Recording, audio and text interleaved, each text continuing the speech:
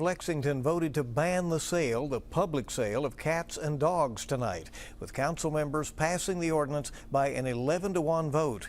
WKYT's Jeremy Toms brings us reaction to the ban.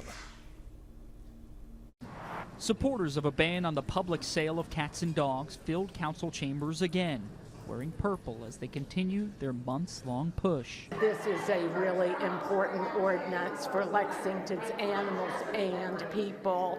An amendment to the ordinance kept Diane Parrish and others waiting for 2 weeks. And Councilmember LaGree?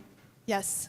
But they got the vote they sought Thursday night, which they say shows the city's compassion. I'm proud that we have said we're not a community that wants to support business practices that I think are unfortunate at best. The move will impact 2 Lexington businesses, Most Valuable Pets and Petland, and will make any other sales in public punishable by fine.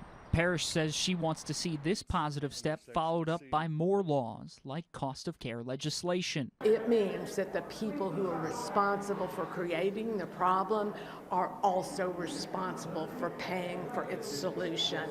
But she feels this ban will create tangible change, stifling puppy mills while supporting animal shelters. Every puppy mill who loses a person that supports them, hopefully that interferes with their model.